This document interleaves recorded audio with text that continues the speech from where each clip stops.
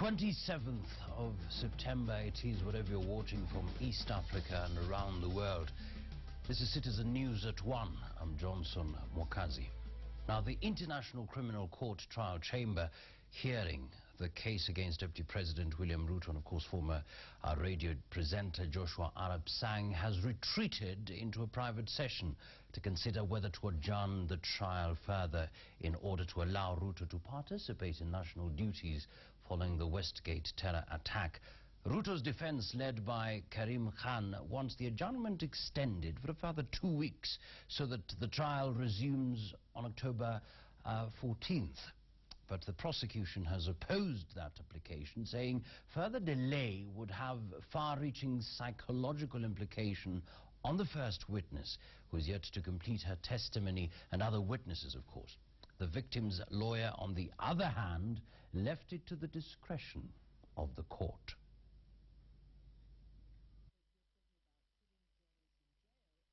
At all stages, it's subject to the court's pleasure.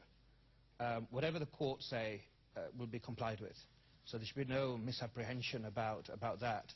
But as things stand, the court was due in any event to rise on Friday and to come back, I believe it's the following, a week later, the 14th. So, Your Honour, what we'd ask is to come back on the 14th. Hopefully those matters will, or major issues, at least dealing with this attack, will be clearer and more settled then. My submission is that nothing that I've heard indicates that Mr. Ruto's presence in Kenya is essential for that purpose. My learned friend quite correctly points to the inconvenience that a further adjournment will necessitate to the witness. But unfortunately it goes a little bit beyond mere inconvenience. Your Honours have been apprised as to the status of the current witness. I won't go into any more details in public session. Safe to say that in the assessment of the VWU, the longer the adjournment, the greater the psychological harm might be caused to this witness. We therefore are not able to either directly oppose or support the request made by Mr. Ruto's defense team. Therefore, we would leave it to your discretion, and we would rest there. Thank you.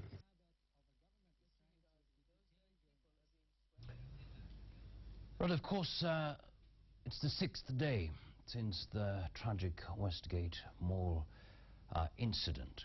Of course, brought out the best in us, but we're still on that particular road to recovery. Our very own reporter, Michael Njenga, is on standby, of course, to give us just the details. What is happening at the moment? Because we're still waiting for our questions to be asked. Yes, we supported in the best way possible. But again, there are questions that we must answer. Right now, we just want to look at what is happening. What is the situation like? And Michael Njenga is now set all the way from Westgate to give us the latest. Good afternoon, Michael Njenga. A very good afternoon to you too, Mwakazi. Many thanks indeed. Of course, in our minds, the big question is, what is the situation like at Westgate and its environs? Well, thank you very much, Mwakazi. Indeed, as you said, there are so many questions that have not yet been answered. But some of the questions that I can answer on ground right now, Mwakazi, is that, as you can see behind me, traffic has been brought back to normal. Peponi Road has been opened up to traffic. You can see behind me people driving in and out of this area. Of course, on the other side, the Ring Road side, traffic has also been opened up, leading all the way to Nakumatt, UK, and going all the way to Oshel Place. That the roads have been open for now. But Mwakazi, what we can confirm is that people are still not allowed to move from between Nakumatt, UK, all the way to the road that joins the Peponi Road, which cuts across the Westgate Mall. For now, that road remains closed. We do not know for how long, but all we know is that the road is closed, and we're told that some of the car owners who had parked at the Westgate Mall are now being allowed to take their cars. Mokazi. Now, of course, you've mentioned the place of the Westgate being cordoned off, but what about the businesses around the environs, the vicinity, Westgate? Is it business as usual, would you say? Well, Mokazi, it's not yet business as usual at all the businesses around Westgate. Remember, the government yesterday issued a statement and said that business around the area will be up in the next 24 to 48 hours. Perhaps opening up the roads and making sure that the roads are now functional is just a step as they move on to beat the 48-hour deadline to open up the other places. Now, what people need to understand is that even after the area is opened up, the businesses, the Nakuma 2K, the houses, the other houses that are around there are opened up. The Westgate Mall, I think, will remain, not I think, I know it will remain closed as forensic and more experts continue to go through what has been going on there. Mokazi. Perhaps, of course, we know that there are certain people that are unaccounted for. And, of course, the revelations from the president in different quarters that, of course, the 3 floors in Westgate actually collapsed. And there's a possibility of bodies having been trapped inside. Perhaps any information in relation to bodies that might have been retrieved? Well, Mokazi, according to information that we're getting on ground, is that last night bodies were being removed way all through to the wee hours of the night. Today morning, though, no bodies. We've not seen any movement of lorries, army trucks, and bodies being removed today. What we have seen is some of the forensic experts coming in.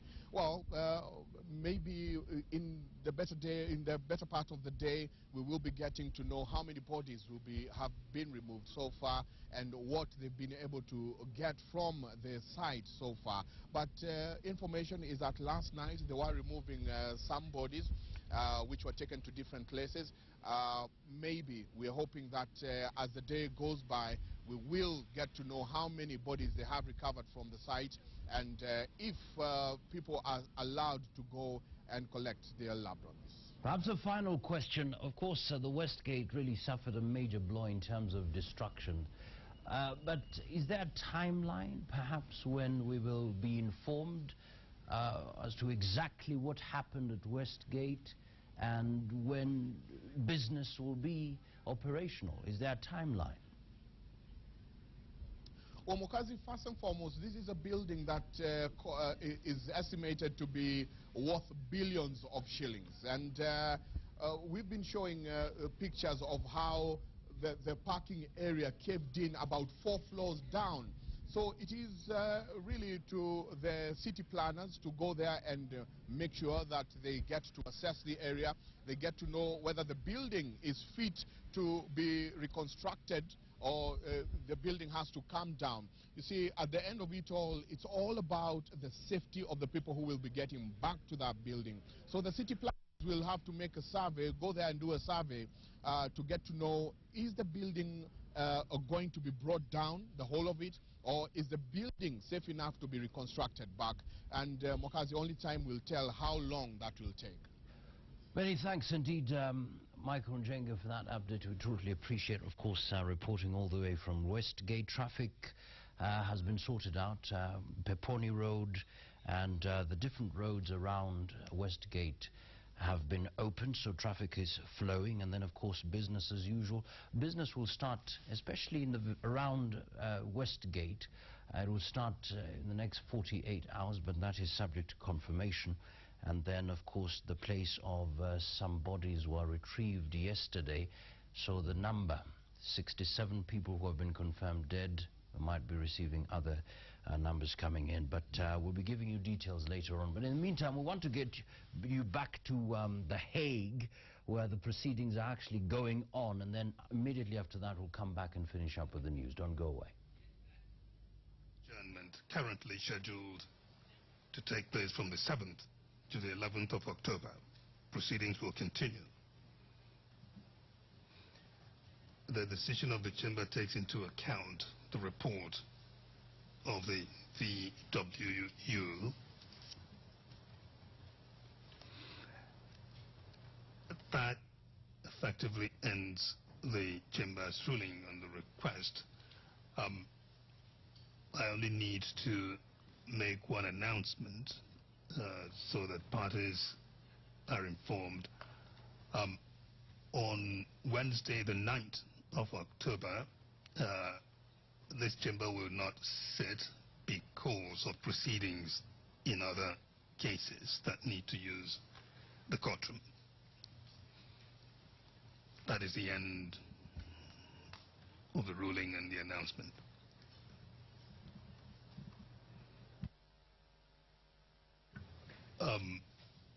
Mr. Keegan-Katwa. Mr. President and Your Honors, just to assist us in planning, I was very kindly requesting if it is possible that the chamber could give us an indication as to whether we will close the session as originally scheduled. This session, whether we will close it as originally scheduled or it will be extended in view of the adjournment. That's one. The second one, Mr. President and Your Honors, is the second session was to commence on 14th of October and close about 1st of November. And I was wondering whether the chamber has any indication of when we will next reconvene. I'm just inquiring just so that we can, for purposes of planning, and just in case the chamber has a certain position on that issue. Thank you, Mr. President and Your Honors. Thank you very much. Mr. Keegan-Katwa, the chamber will refer to parties on that matter. We will communicate to you in the regular manner of communication to parties. I'm obliged, Mr. President and Your Honors. Thank you. That will end it for today's proceedings. The court will now adjourn. All right, veuillez vous lever.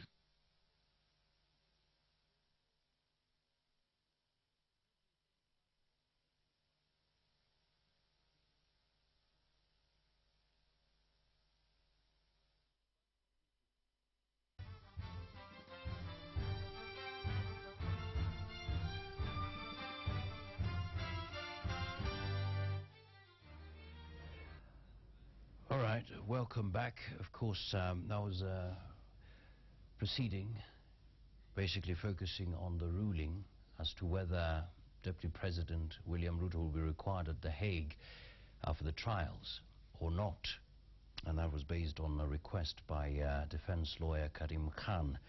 But so far, Deputy President William Ruto must attend all ICC sessions until his appeal to be excused from some is concluded. That was the ruling by the Hague judges. I will be giving you details of that particular report later on. But in the meantime, let's move on to other stories, especially focusing on Westgate.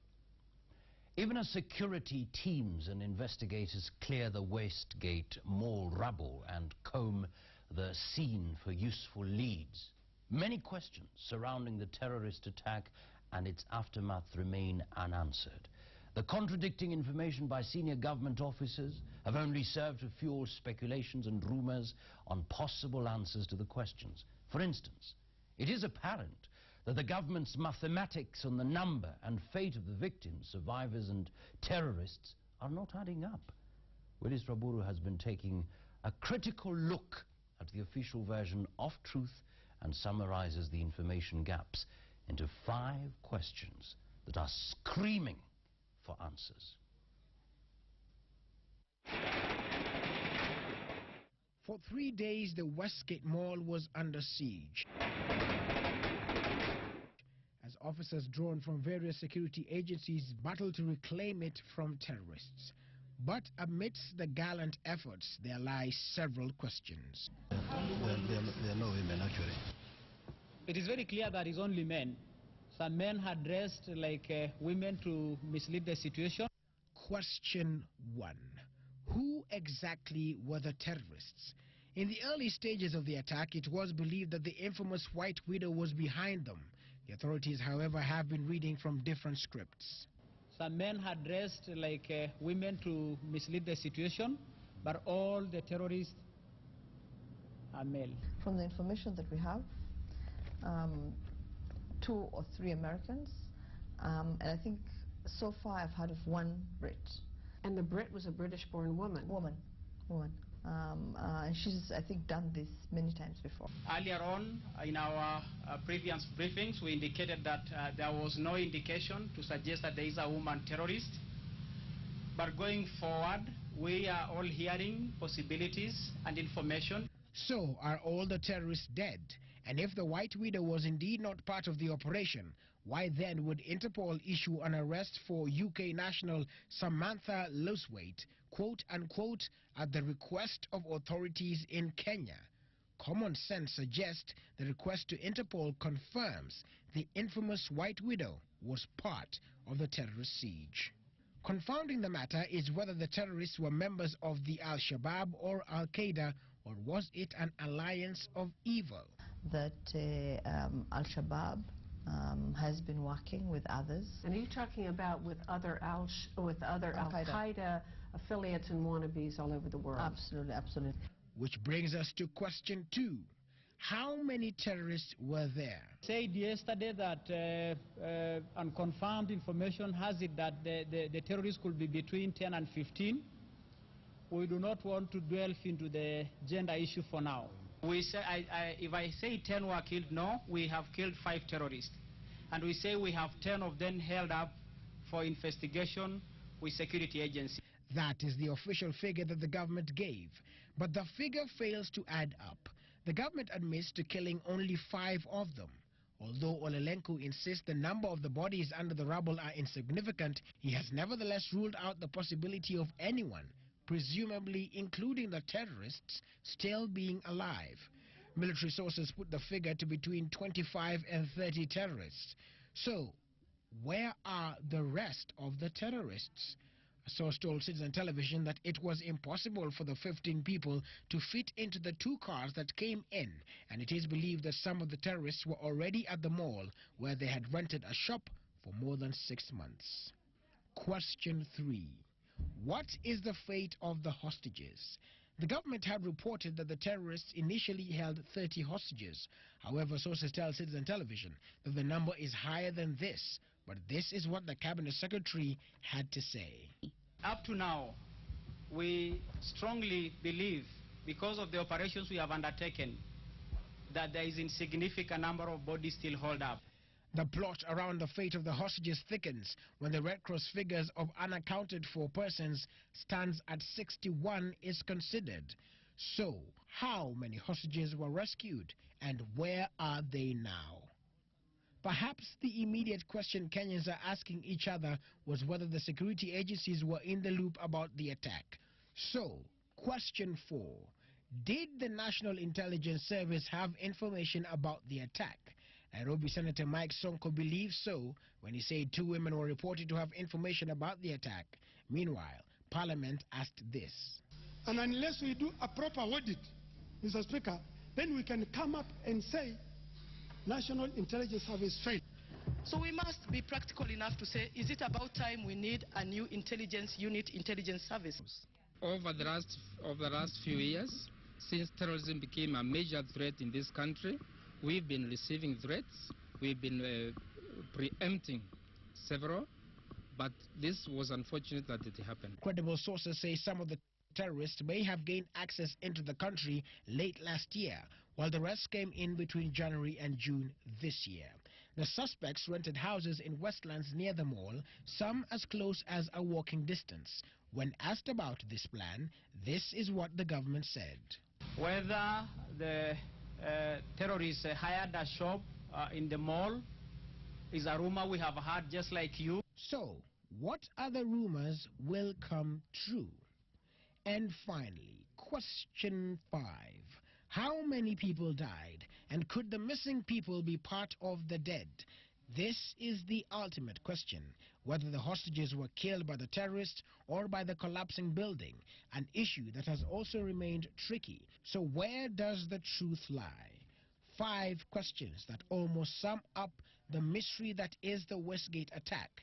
The biggest question is, will these questions ever be answered? Willis Raburu, Citizen TV, Nairobi. Yeah, many thanks indeed, Willis Raburu, for that report. Now, earlier on I told you about the request. There was this request that Deputy President William Ruto's case should be adjourned till the 14th of October. Now, we're waiting for the ruling by the chamber judges, but they've given their ruling that William Ruto will be away only till Tuesday, just to be allowed to attend the prayers. But on Wednesday, the trials will resume. Now, let's take a look at what happened. Actually grant the request. The adjournment is to extend up to Tuesday, the 1st of October, 2013, and the sitting in this case will resume the next day, Wednesday, the 2nd of October, and the witness on the stand is to continue testimony at that time with Mr. Ruto present. The adjournment is to permit Mr. Ruto to attend the interdenominational service scheduled to take place on Tuesday, the 1st of October. The chamber believes that that service is an important event aimed at national reconciliation and healing, given what had occurred. We note that recognition of such events is consistent with the motivations of even the Rome Statute. All right, let's now move on to other stories. The Kenya Certificate of Secondary Education examination is scheduled to begin on 22nd of next month and end on the 15th of November, covering 18 days. About 450,000 candidates are registered to sit the exam in over 7,000 examination centers. Meanwhile, candidates sitting the Kenya Certificate of Primary Education examinations, KCPE, are expected to conclude their exams in 3 days, starting on the 12th of November. About 850,000 Standard 8 pupils will be sitting the exam, including 906 candidates from South Sudan. KCPE rehearsals have been set for Monday, 11th of November 2013. There are candidates who may not have been registered, and they are out there. That is why the officer was talking about some candidates who I think account director is looking. There is no candidate who has been registered to take the examination. None of them. The only thing which we are saying is that we are telling schools to make sure that all candidates who are supposed to be registered are registered. And we are very tough. Now, Kwale County Senator is a happy man. Boy Juma Boy has been handed a reprieve after the High Court in Mombasa dismissed an election petition filed against him. Justice Frederick Ochieng has dismissed the petition on grounds that the petitioner's case lacked sufficient evidence to nullify the election of Boy Juma Boy, who flawed, among others, former Minister Shirao Ali Mokwere in the Kwale County Senate election. The petitioners, Mwamlole Mbwana and Kalimbo Navid, both voters in the area, have now been ordered to pay the costs amounting to 2.5 million shillings. Governor elected under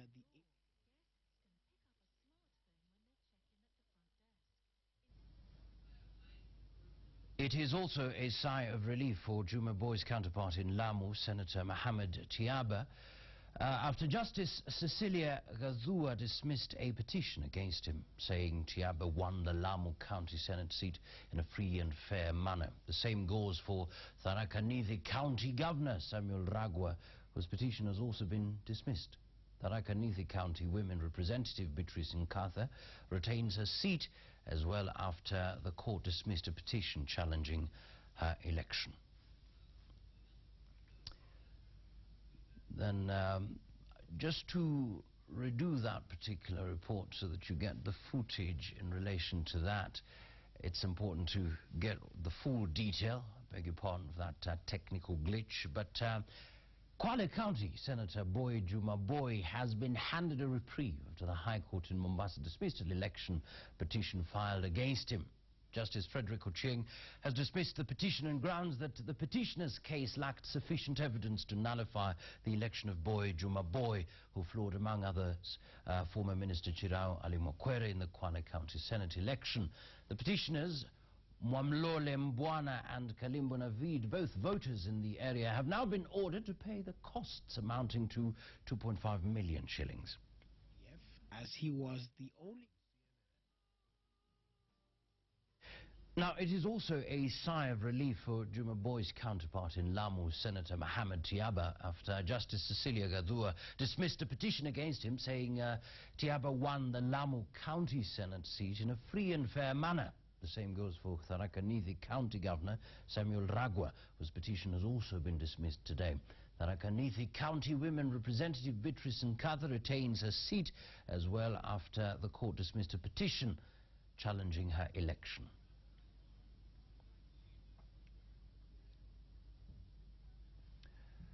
Of course, a big ruling is meanwhile expected this afternoon in the petition against Mombasa County Governor Ali Hassan Joho. The ruling on the petition against Taveta MP Naomi Shaaban is currently going on, as well as that of nominated Senator Naisula Lesuda. Now, let's move on to other stories. Now, 17 girls aged between 12 and 15 years and students at Chesito Secondary School in Mount Elgon, Bungoma County, have gone back to school after giving birth following the rising cases of teenage mothers in Bungoma. According to the school head teacher, the high number of student pregnancies in the school forced them to take back the girls to ensure they get their right to education. The ringing of the bell at around 4 p.m. in Chesito Secondary School, Bungoma County, marks the end of another day in school for this 13-year-old, but the beginning of another chapter in her daily life, that of being a mother. This is not new in Kaboya village, Mount Elgon district. Cheptum, not her real name, swaps her role as she picks her 2-year-old baby. After 2 years of looking after her little one, the Form 3 student went back to school, coming face to face with the challenges of teenage motherhood. Wanadanganywa njiani na vijana wananunuliwa kama bolka, mandazi. So unashinda wakati mtoto unatarajia aje nyumbani before 5:30. Unaangalia kesho asubuhi mtoto wako hata hajafika nyumbani. Like 17 other girls aged between 12 and 15 in Chesito Secondary School, she decided to go back to school 2 years after delivering her baby. I will write letters requesting for these girls to come back to school. And I will go further to explain that if they didn't do so, I will be taking them another further step. For example, accusing the parents for neglecting their children. And in so doing, most of them responded positively. The complex process of convincing the teenage mothers to go back to school had to incorporate the provincial administration intervention.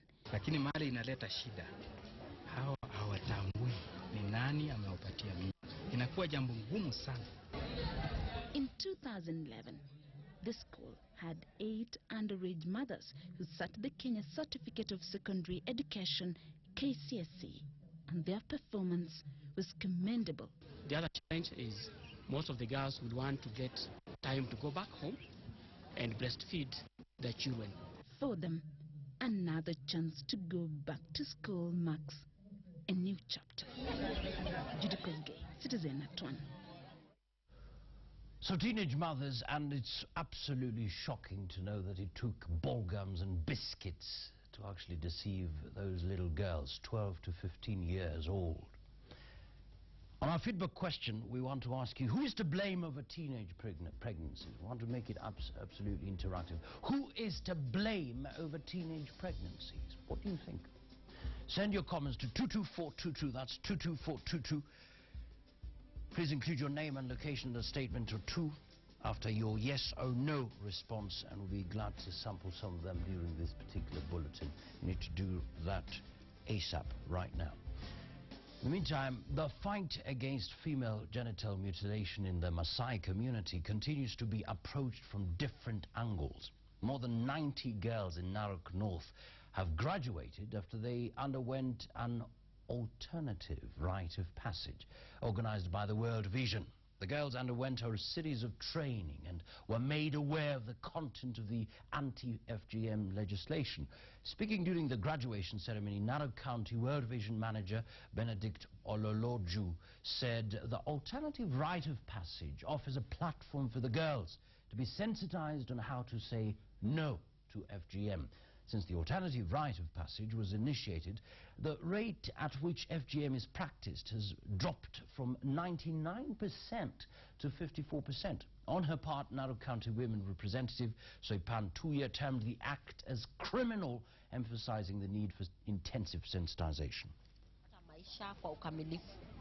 Na ndio maana siku ya leo tumekuwa na hii sherehe ya alternative rite of passage. Tukisema alternative rite of passage, ni wasichana waweze kupata njia ingine ya kusema kwamba wamepitia kukua wasichana wakubwa, lakini hawapitii tohara. Ningependa kusema ya kwamba sheria ipo ambayo ina criminalize mambo ya FGM. Sheria ipo ambayo ina criminalize early marriages, lakini tukiwa jamii ni lazima tuweze kuchukua hatua zaidi ya ile sheria. All right, that's about it. Now, just to recap that particular feedback.